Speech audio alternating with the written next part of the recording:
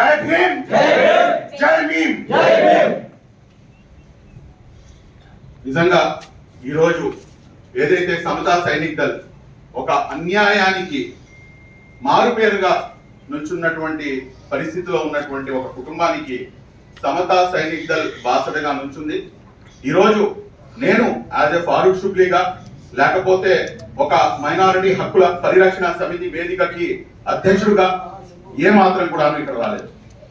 నేను ఒక మానవతావాదిగా అంబేద్కర్ ఆశయాలను అదేవిధంగా దళిత్ ముస్లింలు ఇద్దరు కలిసి ఏదైతే బాబాసాహెబ్ అంబేద్కర్ ఆశించినటువంటి రాజ్యాధికారం ఉందో ఆ రాజ్యాధికారం మనం ఇద్దరం కలిసి సాధించాలి అన్న ఏదైతే నిశ్చయం, దృఢ నిశ్చయం మన మనసులో ఉందో అందుకోసం దాన్ని ఇంకా దృఢంగా మన అందరం మన రెండు సమాజాల్లో కూడాను తీసుకెళ్ళడానికి ఈ రోజు ఒక అంబేద్కర్ వాదిగా మీ ముందుకు రావడం జరిగింది.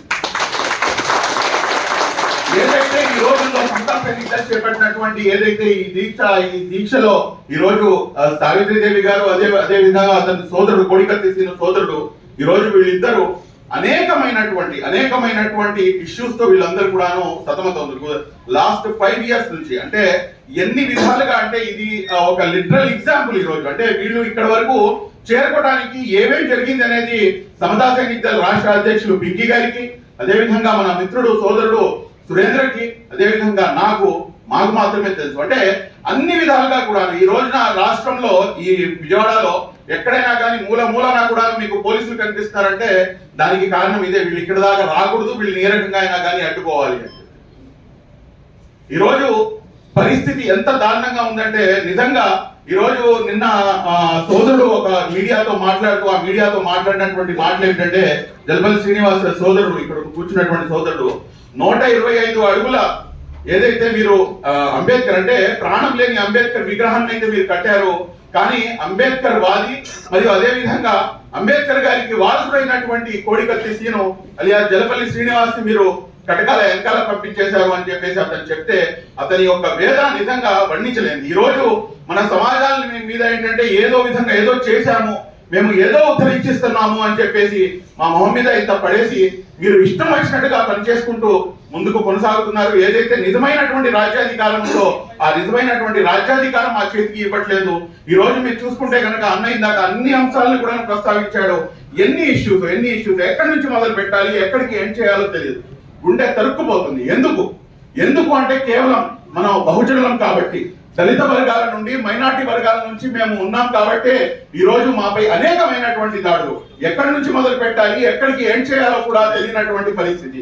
ఈ రోజు రాష్ట్రంలో చూసుకుంటే కనుక ఎమ్మెల్సీ అనంతబాబు అతను చేసినటువంటి ఘనకార్యం నిజంగా అంటే సభ్య సమాజం మనం ఇంకా ఎక్కడ తల ఏ విధంగా తీసుకొని ముందుకు వెళ్లాలో కూడాను అర్థం కానటువంటి పరిస్థితి. ఈ రోజు కోడికత్తి శ్రీనివాస్ ఇతను లాయర్ ప్రాక్టీస్ జైల్లో ఉండి లాయర్ చదువుతున్నాడు. అంటే అతని యొక్క ఆశయాలు ఎంత ఉన్నతంగా ఉన్నాయి చూడండి. అతను బయటకు వచ్చి నేను నా సమాజానికి ఏమైనా చేయాలి అంటున్నాడు. అతను ఇచ్చినటువంటి వాంగ్మూలం నిజంగా చూస్తే కనుక ఆ వాంగ్మూలం చూసిన తర్వాతనే నా యొక్క ఏదైతే డిసిజన్ ఉందో ఆ డిసిజన్ పూర్తిగా మార్చుకొని లేదు ఈ కుటుంబానికి మనం ఖచ్చితంగా మనం వెన్నట్టు నుంచోవాల్సినటువంటి అవసరం ఉంది అని చెప్పేసి అతను రాసినటువంటి ఆ లేఖలు ఏంటంటే ఏదైతే ఇన్సిడెంట్ జరిగిందో ఆ ఇన్సిడెంట్ జరగక 3-4 రోజుల ముందు ఏదైతే ఆ కోడి కత్తి ఉందో ఆ కత్తి ఏదైతే ఉందో ఆ కత్తిని ఆల్మోస్ట్ 3 నుంచి 4 రోజులు అతను ఎవ్రీడే దాన్ని స్టెరిలైజ్ చేసేవాడు. ఎందుకు స్టెరిలైజ్ చేస్తారండి? స్టెరిలైజ్ ఎందుకు చేస్తారంటే ఏదైతే పన్నాగం పన్ని ఈ రోజు ముఖ్యమంత్రిగా మీరు అధికారంలోకి రావడానికి ఈ రోజు నా దళిత బిడ్డని దళిత సోదరుని మీరు ఒక పావుగా వాడుకొని మీరు ముఖ్యమంత్రి పీఠంపై అధిష్ఠించి కూర్చున్న తర్వాత ఈ రోజు మీరేమో వాళ్ళని పట్టించుకోవట్లేదంటే ఎంత దారుణమైనటువంటి అంశం ఇది, ఎంత ప్రీ ప్లాన్ గా ఇది జరిగింది అనేది చాలా స్పష్టంగా అర్థమవుతుంది. ఇక్కడ లోకల్ కోర్టు వాళ్ళకి బెయిల్ ఇచ్చినా కానీ మళ్ళా వాళ్ళకి బెయిల్ క్యాన్సిల్ చేయడానికి ఈ రాష్ట్ర ప్రభుత్వం బెయిల్ క్యాన్సిల్ చేయించిందన్న సంగతి మనం మర్చిపోకూడదు. ఈ రోజు ఎన్ని సంఘటనలు జరిగినా కానీ ప్రతి సంఘటనలో కూడాను మాక్సిమం ఏంటంటే దాంట్లో దళితులైనా ఉంటున్నారు, లేదంటే కనుక ముస్లిం మైనార్టీ వర్గానికి చెందినటువంటి ప్రజలైనా ఉంటున్నారు. ఎక్కడి నుంచి మొదలు పెట్టాలో ఎక్కడి నుంచి ఎండ్ చేయాలో కూడా తెలియనటువంటి పరిస్థితి. ఇది కాంట్ బట్ సిచ్యువేషన్ అంటే ఇప్పుడు కాకపోతే మరెప్పుడు ఇప్పటికైనా కానీ మనం అందరం కూడాను ఏకంగా ముందుకు కదలాల్సినటువంటి అవసరం ఉంది.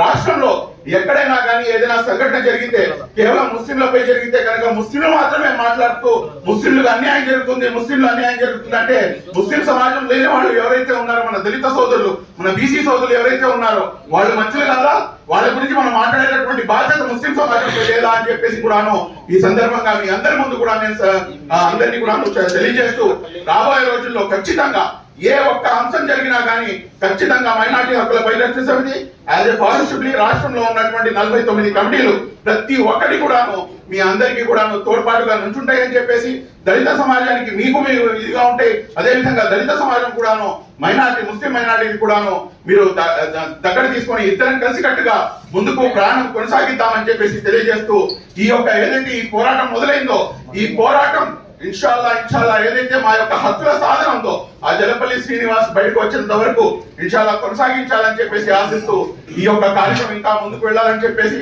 ఈ కార్యక్రమం పూర్తయ్యేంత వరకు మైనార్టీ హక్కుల పరిరక్షణ సమితి సమతా సైనిక్ దళకి పూర్తిగా మద్దతుగా ఉంటుందని చెప్పేసి నేను స్వయంగా కూడా సమతా సైనిక్ దళలో ఒక సైనికుడుగా దీంట్లో పనిచేయడానికి కూడా సిద్ధంగా ఉన్నాను అని చెప్పేసి